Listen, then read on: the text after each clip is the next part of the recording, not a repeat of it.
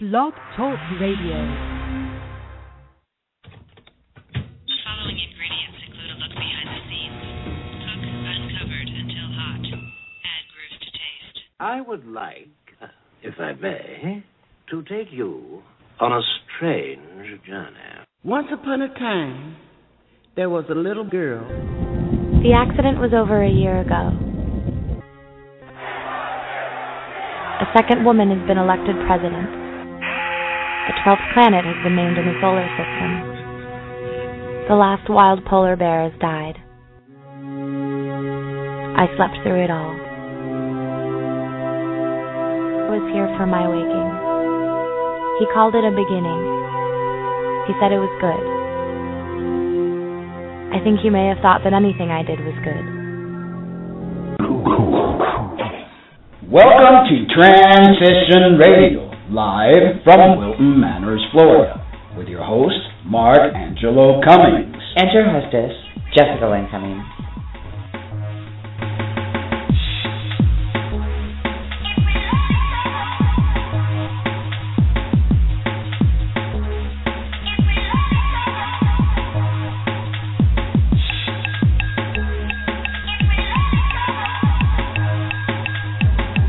Show for trans folks, by trans folks, here to let your voice be heard.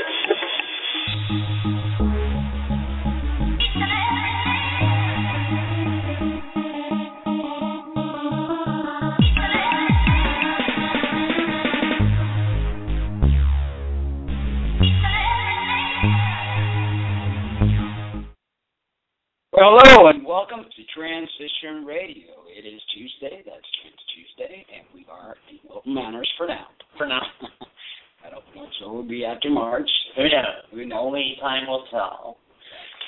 Tonight we have Tracy Shawna Parker, who was born in Minford, Ohio in 1970. She says, I remember when I was 5 years old, I really only played with girls. Basically, that's all that was around there in the farm we lived on. But before we bring her on, we want to thank our sponsors, thebreastformstore.com. They have everything you could possibly need for your cross-dressing and transgender needs, and Dr. Barton Maderosi, a facial feminization surgeon in Jupiter, Florida.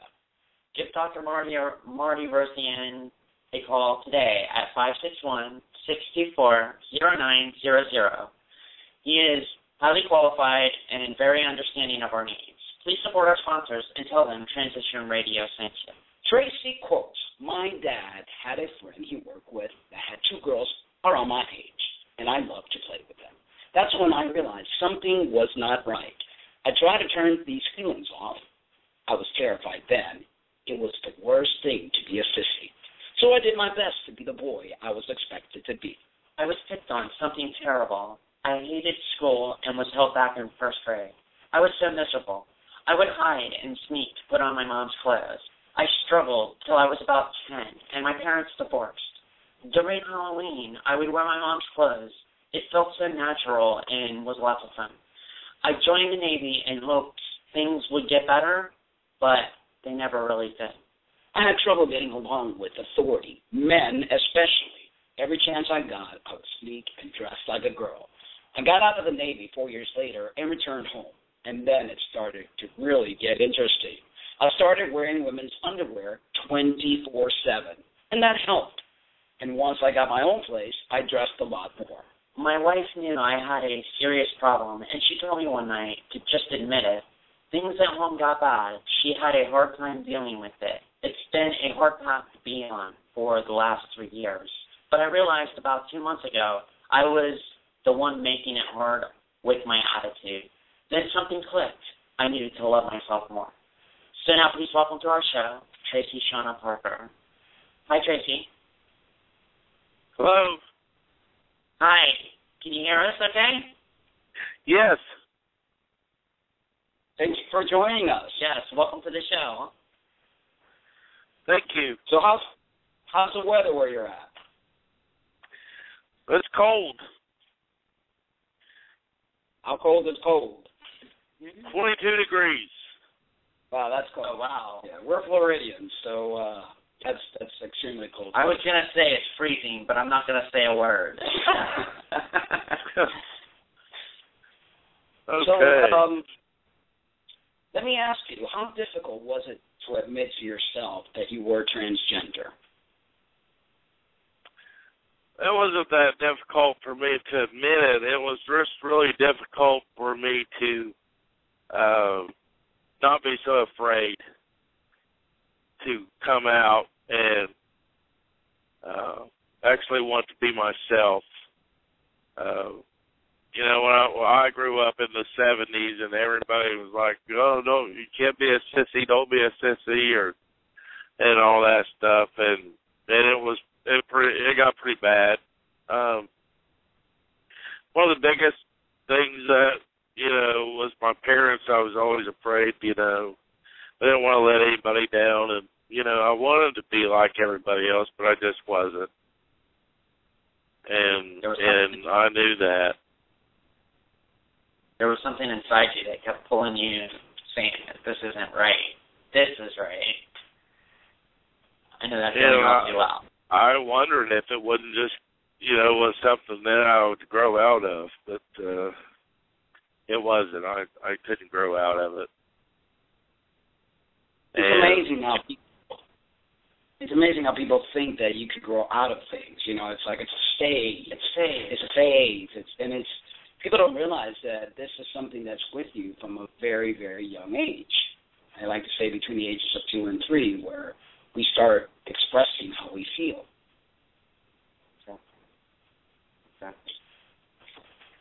We have an actual caller on the line, and we're going to go ahead and take the caller to see if they have a question. So here we go. Caller beginning with 948. Please give us your name and where you're calling from, and do you have a question for Tracy? Hello? Hello, caller. Caller beginning with 94822, and I won't say the rest. Hello? Not there. Okay. Okay, I guess they're just either listening or... Okay, so... Maybe they're just listening. So, who has been your greatest support system in all this, Tracy? What now? Who has been your greatest support system in all this, in your journey being transgender? Oh, I would definitely have to say that my wife was. She's probably been the best. Although it's been very difficult for her, she's probably been my best support system. She's my best friend. Awesome. What was the turning point where, because I know in your bio you stated that, you know, it was difficult, that it was hard, and things weren't easy. What was the most, you know, difficult part of all that for her to deal with, do you think? I think for her it was like the most difficult thing for her, it was like a death for her. She never seen me as Tracy. She always seen me as Troy. And that was just something that she really just couldn't deal with for a long time. We both had our issues, and we both had to go to therapy, and it was very difficult for both of us. But I realized later on that I was the one that was really making it difficult for both of us because, you know, I still kind of wanted to have the same role that I had, but I also wanted to be Tracy full time, and I just couldn't be both people. And so in the beginning, I'm sure it was very difficult for her when you came out and told her, although she had suspicions. What was her reaction at first? Did the marriage seem like it was going to end, or was there some sort of hope that things would get better? I mean, when did she start being understood? She had a hope, and I think we both did. We had a hope that we could maybe just compromise on some things, and maybe that would be enough. But the more we tried to compromise them, it was just never enough. I just never could I just couldn't do that. We would have stipulations and we would try to have a compromise, and every time it would just not be enough, and I would have to. It would cause a conflict with both of us, and it was just not something that we could do. Yeah. And finally, we decided that we're just going to have to be friends. And I told her, I said, it's not your fault that I'm this way, and I shouldn't have got you into this mess, but I promise you, I will take care of you. And that's what I'm doing. I work very hard, and I'm trying to provide for her a good place to live, and we do pretty good. I think probably the hardest thing is the person's sexuality is questioned, because I'm sure your wife identifies as heterosexual, and all of a sudden now her sexuality is being questioned because her used-to-be husband is now a woman. And I'm sure that's probably one of the hardest things for an individual that has to go through a spouse being transgender. How do you feel about that, Tracy? Yeah, I mean, that's, it wasn't very long that we went separate bedrooms because she said, I'm not a lesbian and I can't, we can't do this. We have to just be friends. And that caused... Go ahead, Tracy, sorry. That caused some problems because then I thought, because I still love her, and I thought, well, maybe I can try to go back to being Troy. Maybe I could do that and not try to get over this transgender again. I thought that when I got married to her that I could overcome it. I burned everything I had, every piece of female clothing, everything. And so I decided I would try to be a man again after I'd come out to her and told her that I wanted to be Tracy. And it got to the point where it was making me physically sick to try to be Troy. I just couldn't do it. And just had to go with... There's got to be some kind of major connection there, because I went through the same thing, because I was married for almost 13 years. And, she, when I came to terms with who I was and tried to go that, we went kind of separate ways. We did rebuild a friendship, but we didn't stay together as a couple because she felt exactly the same, that, I'm not a lesbian. I've already seen you fade and die as Sean. Now you're Jessica, and it's like two different people. And it's kind of where she was at. So I have a very good understanding of that whole situation. I wanted to add something, that I believe that humanity are a bit too stuck on labels and sexuality. When you love a person, you love the person. It doesn't matter what they have in between their legs.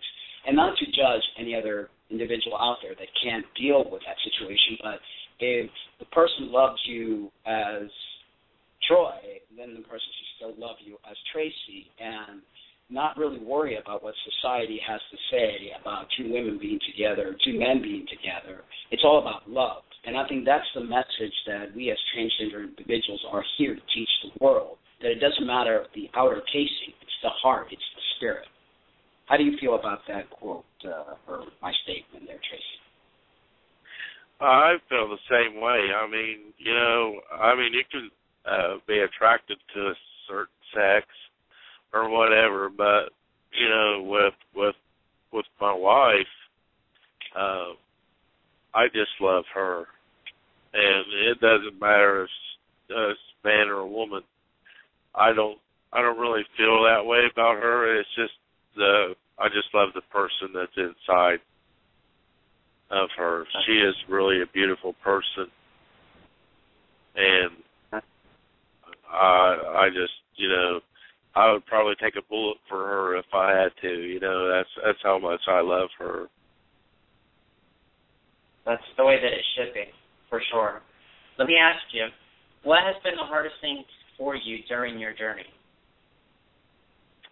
The hardest thing is I've lost several of my friends, little people that I thought were my friends. And some of my family doesn't really want me around or anything. That's probably been the toughest thing, is the rejection.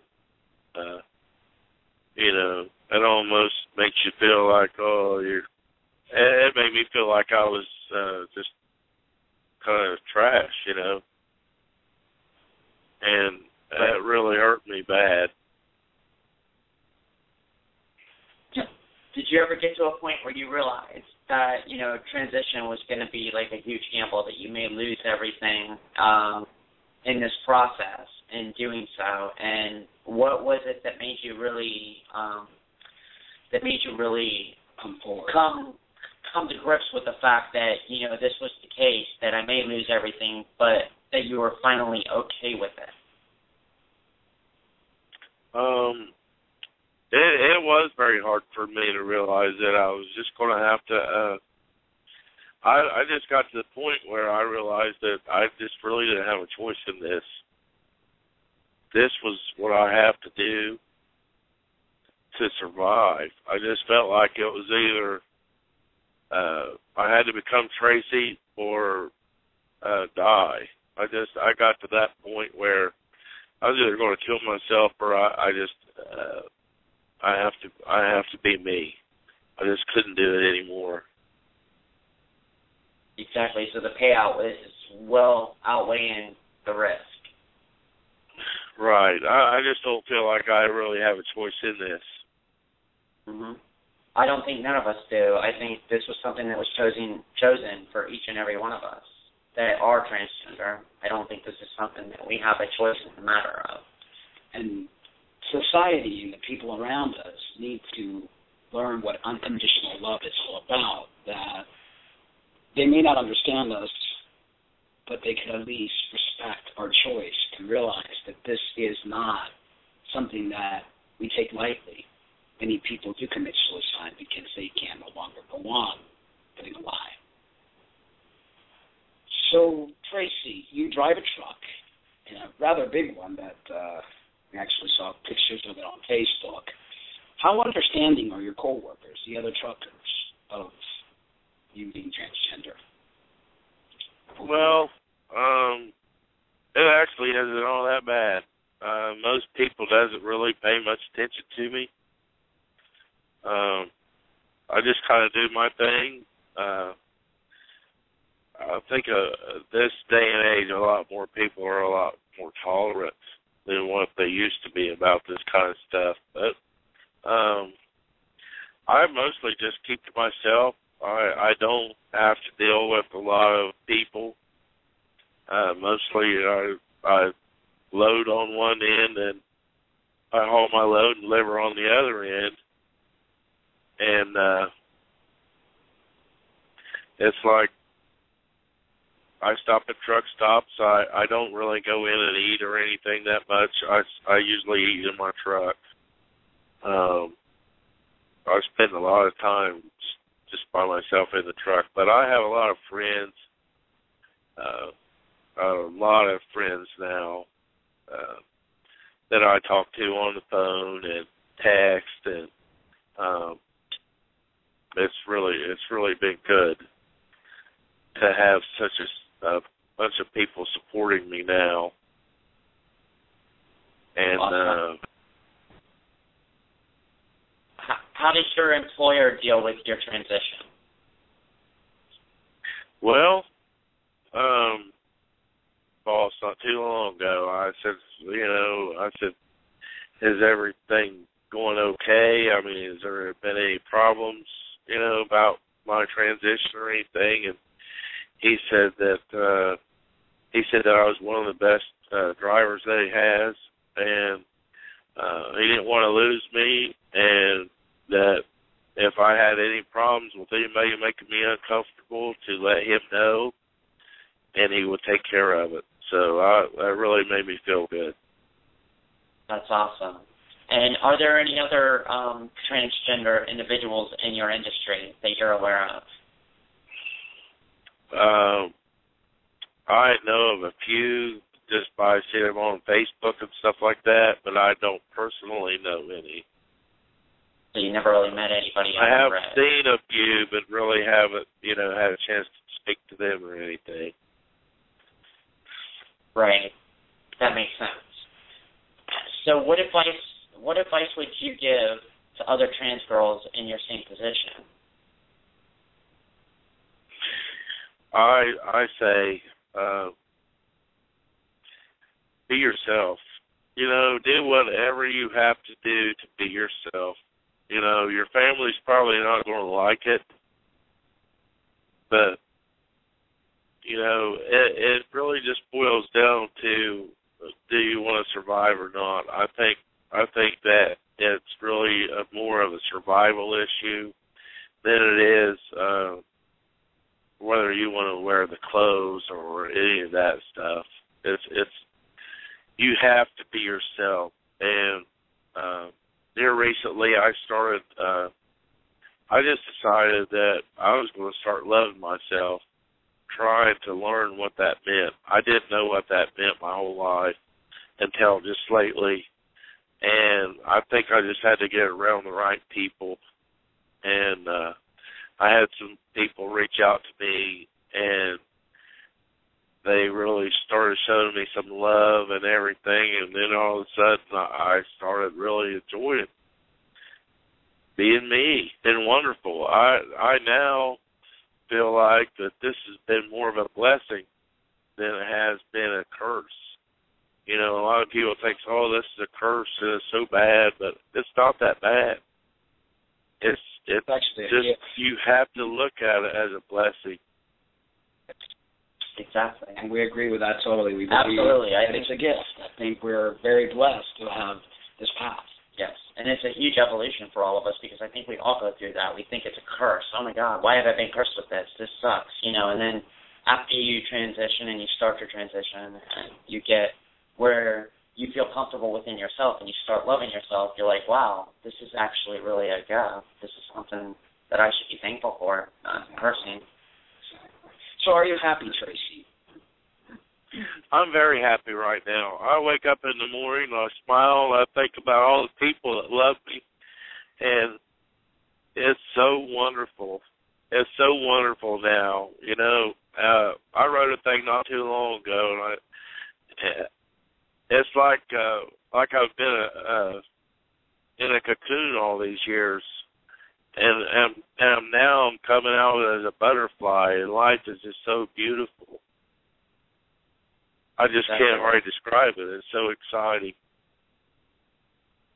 That's exactly what it's like. Yeah, I actually read that on your Facebook page, and I said to go ahead and share that because I think it was very inspirational what you wrote. And more and more people need to realize that it's an amazing, amazing journey. Yes, it is. To live your life, half your life as one particular gender, and then to convert and transition to another gender is like experiencing life to its fullest, I think. Everything has two sides. There's positive and negative. There's day and night. There's front and back. Exactly. So I believe that to have spiritual growth, you have to walk on both sides. Just twist and shout. Yeah. Anything else you wanted to add, Tracy?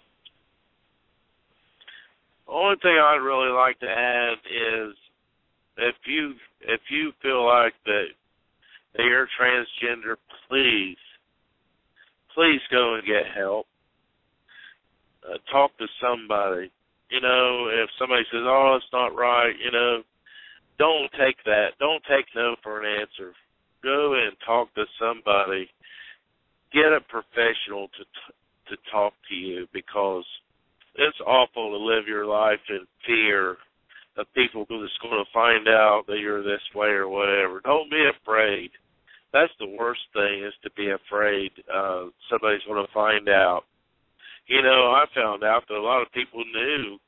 A lot of people that I know knew what I was all these years. They just didn't want to say anything to hurt my feelings.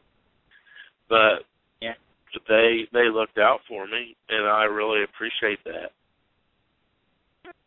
That's fantastic. Well, we want to thank you so much, Tracy, for being on our show. And good luck in the future, and give our love to your wife. Absolutely. Keep on trucking and keep on doing what you do, and be happy. Yes. Thank you so much, Tracy. Thank you for having me on your show. It was our pleasure. Our pleasure. Thank you for sharing your story. Okay.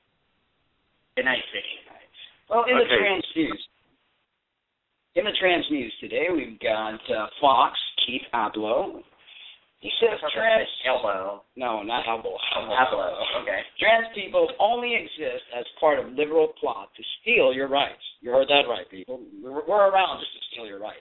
Fox News resident psychiatrist Dr. Keith Abloh declared in a viciously transphobic column for FoxNews.com on Wednesday that he does not believe that transgender people are legitimate, but are actually delusional and in need of treatment. Funny. The nearly 20 paragraphs screened was the latest, let's see if I can pronounce this, paroxysm of angry outrage from the network about California's School Success and Opportunity Act, SSOA, which allows transgender students to use restrooms and locker rooms corresponding to their expressed gender rather than their birth gender. Abloh, who has long had an axe to grind with the LGBT community, said that allowing kids to express their gender rather than dictating it to them is toxic and destructive.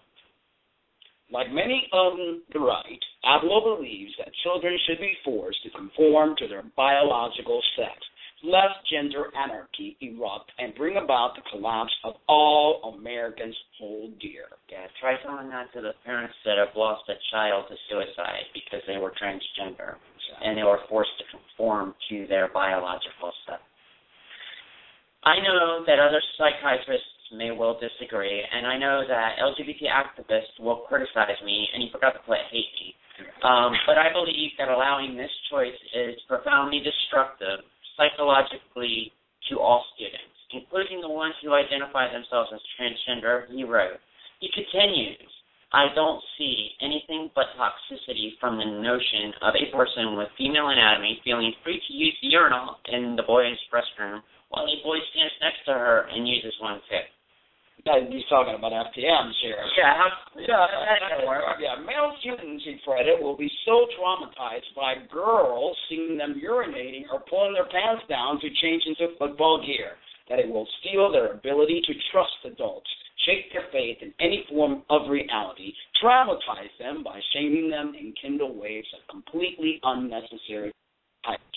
Transgenderism, he said, is not even legitimate. Okay, I'm going to say it. This guy's a fucking douchebag. Sorry.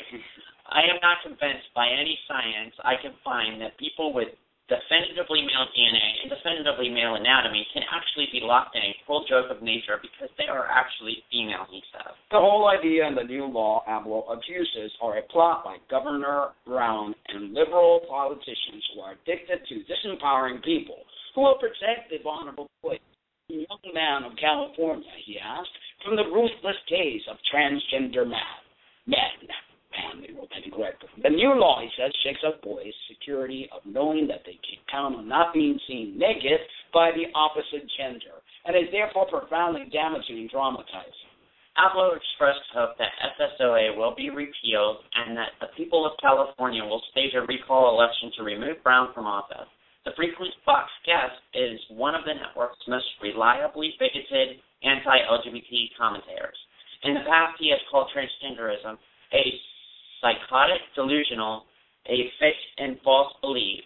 He has falsely linked same-sex attraction to pedophilia and cited bogus anti-LGBT pseudoscience to claim that same-sex couples are not fit parents. Did this guy buy his degree from an Apple Cracker Jack box or something? No, I think a Fruit Loops box, because he's definitely a freaking Fruit Loop. I mean, really, some guy is going to be traumatized because I am looking at his wee-wee while he urinates. He might get turned on, actually. I think that's the problem with this. He's got issues. This guy is probably a closeted homosexual No, or probably a closeted cross-dresser. He's talking about how it's going to hurt and it's going to impair the normal children of society, which is bullshit. What about the transgender children that are getting beat up, that are getting set on fire? Why don't you read the news, you fuckface, and learn that this is not the way we talk about people? Actually, Dr. Ariel, I challenge you to please be a guest on our show, and I'm going to give you a major education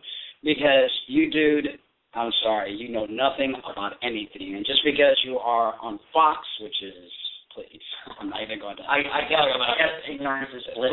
I guess so. But I do challenge you to contact us at transitionradioshow@gmail.com and set up an interview. I would love to have a little debate with you and educate you on the matter. And why do people consistently try to associate transgender people or anybody from the LGBT with pedophilia? I don't know. I mean, the last time my envisionment of a pedophile either looked like Charles Manson or was wearing a robe preaching the word of God. Exactly. Sorry, I had to say that. Yeah. It's the ignorance that these people make. Try to deal with people's emotion and fear and create hatred towards us by telling people that we're pedophiles and that we're going to traumatize the world, or like somebody said on one of our YouTube videos there with Nat Geo, that we are messing nature up. It's all our fault. We're falling apart, but it's our fault. Look at the Pacific Justice Institute, how they took and they stated that 16-year-old transgender girl about using the girls' bathroom. This whole thing was harassing girls. People look at transgender people as sexual deviants and all that stuff. Half of us that are transgender, we go through surgeries that make us not able to perform sexually as it is. We take hormones and pills that make us not perform sexually. So how the hell can we be a pedophile? How can we be associated with that or sexual deviancy? Give me a freaking break. It's ignorance. It's full ignorance, and they know nothing about nothing, and they just base their comments on fear factor and trying to promote lies to the world. But yes. And they're the ones that are doing things behind closed doors. Exactly. So yes, we do challenge Dr., if you can call him, Avalo, yes, to come on our show and let's have a little debate, because we are very debating individuals, and we love politics. Well, not really. So we'll say that for now, because Fox is big on politics. So, well, anyway, thank you, everyone. Thank you to the chatters, even though they're rather quiet in the chat room. Thank you, Tracy, so much for sharing your story. Guys, stay tuned Thursday, and on Thursday, let me look at my little famous calendar here. We've got Eli Conley. He is an FPM musician. Please stay tuned, 8 p.m. Eastern Standard Time. Thank you so much, everyone. But you know what? We want to tell you a little something. We love you. But remember to always love yourselves, too. Good night, and take care.